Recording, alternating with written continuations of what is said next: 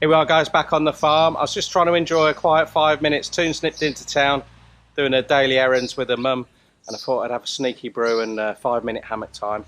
It hasn't panned out because you can probably hear in the background, I don't know whether you can see it clearly, but the fella that was burning off all his sweet corn stubble, he's now tilling everything in, and it's creating basically a soil storm round here. Everything's super dry now. So I was getting that fella's topsoil in my coffee, so I've just necked my brew, and I've got a special treat for you. Check out what I'm wearing. That's right, guys, I've got my rubber on. If any of you guys are going without at home, get yourself a pair of these. Your missus won't be able to leave you alone all night. Of course, those aren't my bedroom wellies. These are my farm wellies. My bedroom wellies stay in the bedroom. Right then, enough of the blah-de-blah. I've got to get my palms ready for the drought, for the next drought. There's positive thinking for you. I'm going to use my hyacinth in our little irrigation canal. So I have already started, but what I'd normally do is grab a few handfuls of the hyacinth and morning glory, and we've got some alligator weed in there as well. And I just drag out a few handfuls of that while I'm out with the goats. But it's getting a little bit too far away out of arm's reach now. So that's why I got my wellies on. And I need to get in there. Hopefully that python's not in there, and I can show you what I've been getting up to.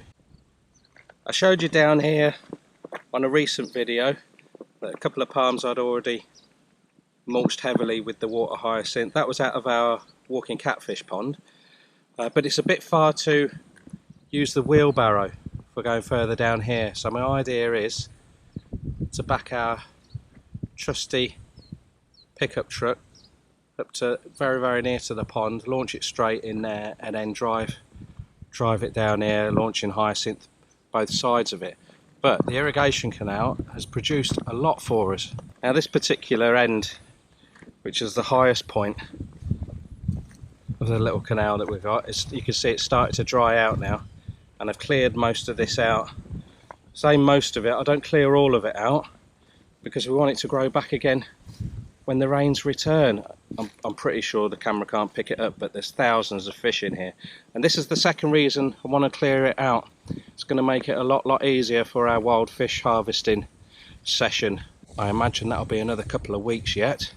Here was mainly morning glory, which it does create quite a nice thick mat, but the downside with it is also plus size, I suppose, is that when it dries out, the goats like to nibble on it. So they're eating the mulch, whereas the hyacinth, they don't bother. A couple of them have had a bite out of a green leaf, but apart from that, they don't have it. And then up here, you can see the odd little bit of hyacinth that I've left in there. Right here. So that's just one palm done from this small area here. God, there's thousands of fish in there.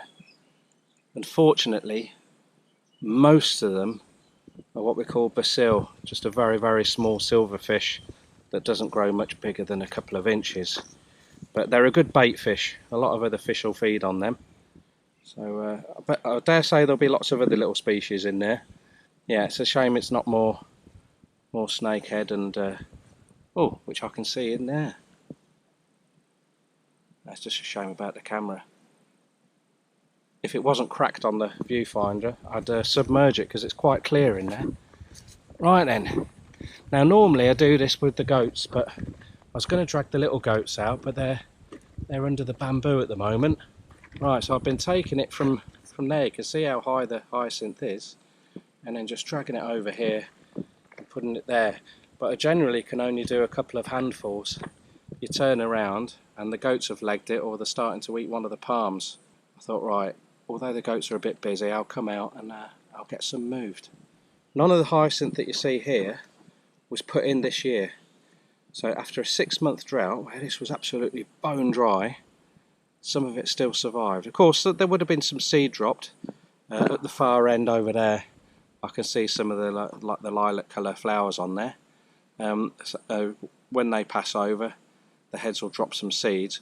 But a lot of it survived. It just it lightly roots itself, and somehow it got through 6 months. The same with the morning glory. So if I just grab a little bit of that for you. So if you're in Thailand, you'd call it pak bung. The goats love to nibble on this. Normally they'll just have the ends or a little bit that shoots up like that. And this is the alligator weed. Well, I believe that's what it is. The goats aren't interested in that. Fish aren't interested in that, unlike the morning glory. But that does take a while longer to break down than the hyacinth. So that's all good stuff. So I want to take as much of that out as possible. And I want to take nearly all the hyacinth out. If we can clear all this, that should get all my palms covered up. And then we're ready to suck the water out and harvest all the fish from the old quicksand pond. So I'll just show you this. So I cleared a bit about 10 days ago. I'd love to carry it on, but the last 10 days, flipping heck, but baby goats being born all over the place. We will be doing an update on that. But what this enabled us to do, I'm just going to sneak up here because sometimes you see some bigger fish in here. Some gouramis in there. I cleaned all this out, and then it enabled us just to put a couple of lines in there. Oh, I don't know what fish that was. Can't wait to drain the water out. You never ever know what you're going to get. Right then, let's get busy. I had started cutting some of the sugarcane down and putting it under a couple of palms, but as everything's drying out on the pasture, the goats have started eating it, so I'll leave it all for them. Okay, so I'm going to start with this palm we got here. I'll just show you the state of it at the moment. It doesn't look like it's got a lot of stuff under there, but believe you me, that has had wood chips, it's had biochar, inoculated biochar with the goat muck. It's also had chop and drop from all the other vegetation, and we always put the old throngs down there as well. But it breaks down so quick in this climate. So I'm just going to lay loads and loads of hyacinth all around it. If you don't do it a couple of feet thick, it's a waste of time. It just breaks down very quickly. Every 9 days, hyacinth has the capability of doubling. So if we didn't have the pak bung in here and the alligator weed, this would have been full a long time ago. There you go. It's not too bad to pull out. When it gets hard to pull out, that's because of the morning glory. Come on, you lot. And we're off. So that's all the tangled stuff. You see the difference with the taller stuff that had a bit more room to grow. Remember, this is considered an invasive, pain in the arse plant. Countries spend absolute fortunes trying to get on top of it.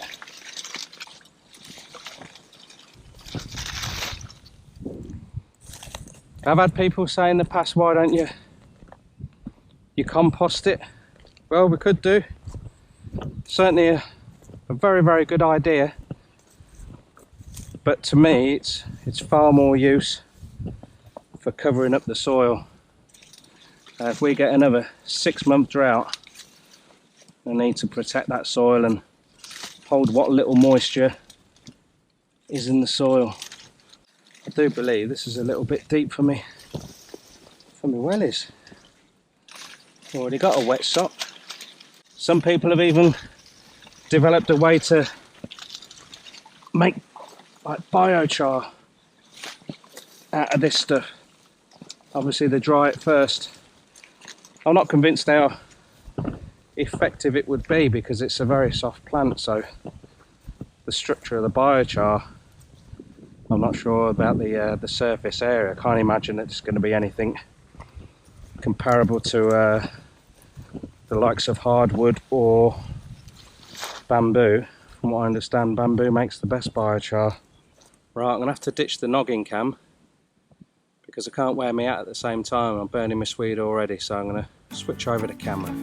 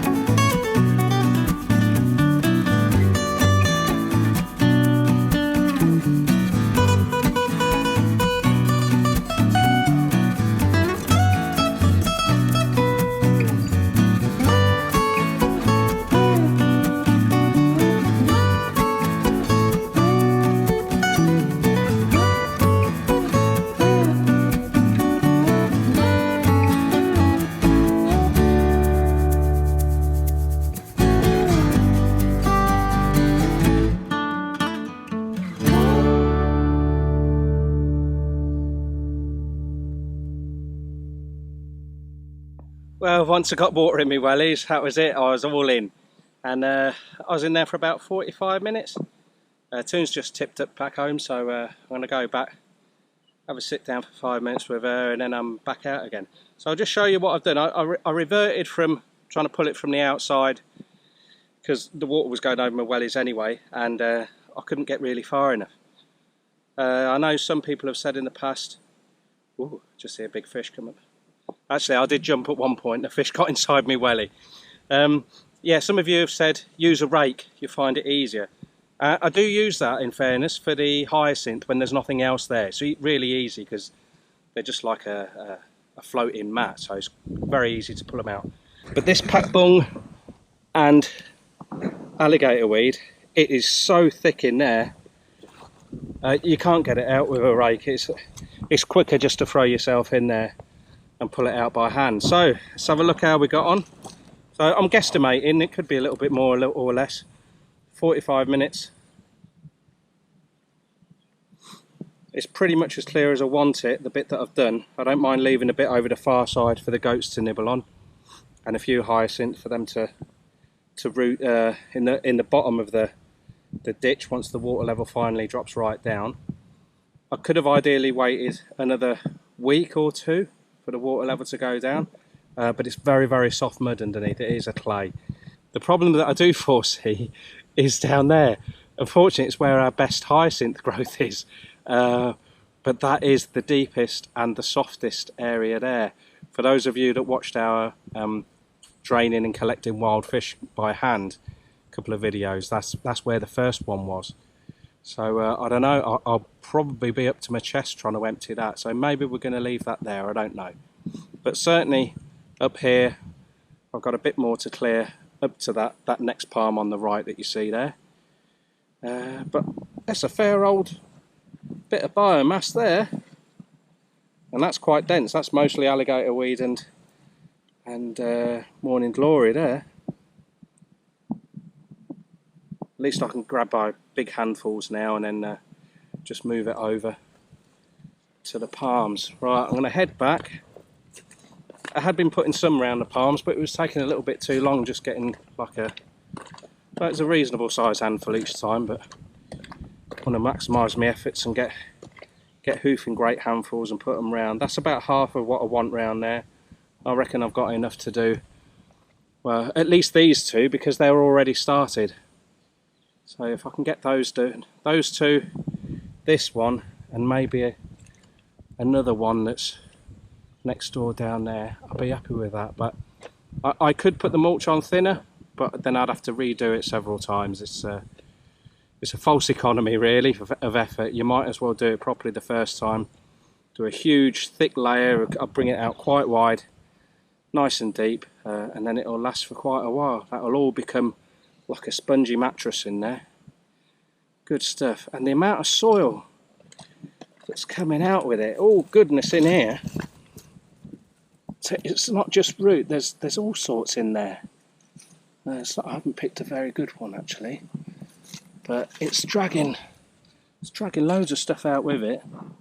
True to formerly, you haven't picked the right one, have you? When all that's gone, or just about gone, then they'll be ready for the next lot of goat shit and wood chippings.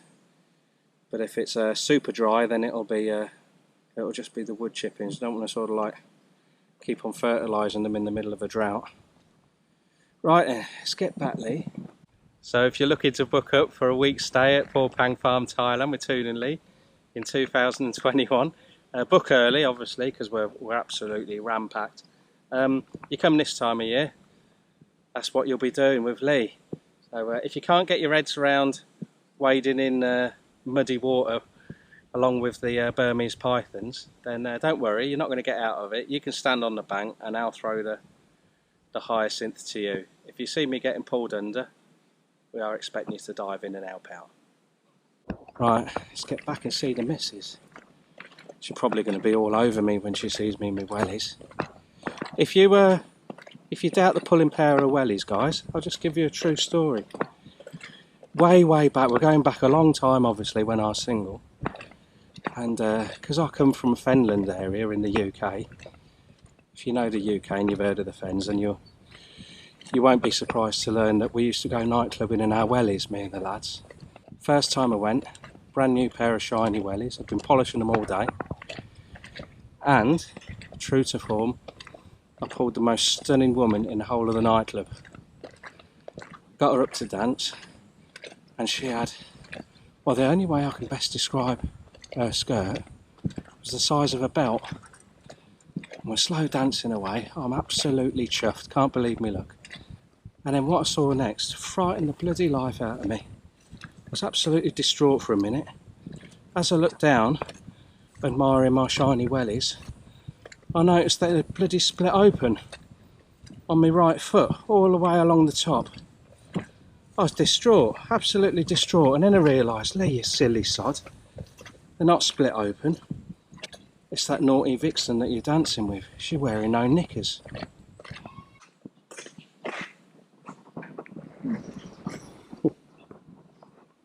Whoa, sexy welly. Not sexy Lee, sexy welly. What the heck is that? Is that your belt? That's my belt. You just broke my belt. Oh, go to the bedroom.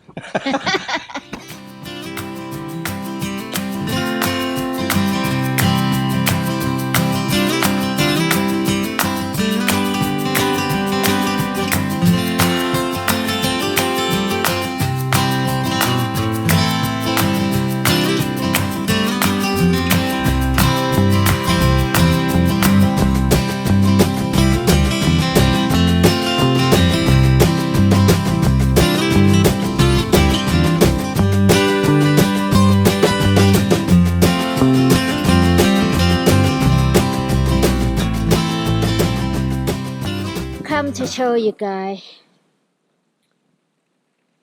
We do the water hyacinth around here. When I'm back from town, he looks so sexy with his welly on. But now he got no welly. It's a feeling gone. Frisky disappear. I might ask him to put welly on tonight on the bed. Terrible now. Still sexy, enough? No. Fuck no. Right, the sexy farmer is done. Let's show you the fruits of the labour. Humping and dumping the hyacinth and the other two weeds. And rather than spread it over 4 palms, just gone really, really wide and spread it deep around 3 palms. So they won't need doing for quite a few months again. Some of you ask why don't we feed it to the goats. The goats don't really like it. The ducks and our wongoose peck at it, but they're not really bothered about it. You really need to shred it for them to be really interested. So it's a bit time consuming, that sort of thing. So the best utilisation for us, you know, time and effort, is just humping and dumping it out and using it as mulch. Of course, it will be compost underneath the crust that forms on the top. And it's just protecting all the biochar with all the microorganisms in there and hold a bit of moisture. So really happy with that. It may look to some of you guys that that's a lot of effort just to mulch around 3 palm trees, but all we've invested there is about half a tub of elbow grease, that's all. I'd like to be able to do this more than 1 time a year. So next year, if we can get the little river filled up a little bit quicker, that would be great. But it all depends on the weather, of course. If we get another 6 months without rain, then it'll be the same old story. Next thing will be further down there. The boss has just had a look down there. She's seen some flowering hyacinths. She wants those for the kitchen. She wants to cook them up. Are you cook them or have them raw, Toon? She's going to lightly fry them and have a chilli dip with it. So I think it'll be muggins that has to go in the python stream again. You must be exhausted, missus, walking up and down with a stick. I don't know where you find the time. Probably the hardest working farmer you'll see in Thailand, that, isn't it? Right, we're going to go and get some H2O. leave Clover to carry on doing the weeding. All right, my dear? Not very chatty today. Since I've been clearing all this, I was just taking the hyacinth away from the edge of the water's edge, and I heard a little drop, just as happened there, where a little frog jumped in, and it was immediately pursued by a snakehead. Lovely little ecosystem here. There's loads and loads of fish come here as we've pulled out the hyacinth and the other stuff. It's disturbed the bottom, and it's brought all sorts of bugs and bits up off the floor, and they're having a good old feed. But yeah, we've seen the snakehead as well, so looks good. We might dangle a frog or two on a hook in here. If not, when we drain out the water, at least we know we've got a few in here. So it's not just biomass for the mulch. We've created a nice little ecosystem. It's created plenty of space for a nice little habitat for the fish to breed, also for the frogs to spawn. Do you love me? Of course I love you. Why? Hey, you want me to carry something? Alright, I haven't worked hard enough today, have I? It's only fair that I carry everything. Yeah, let's go and get some water. Bye, bye, bye. If you've not checked out our catching wild fish by hand in the quicksand pond just over there, click on the little icon of the video now and it will take you straight to it. We catch lots and lots of fish by hand and in the net, and we'll be doing that again shortly. Take care.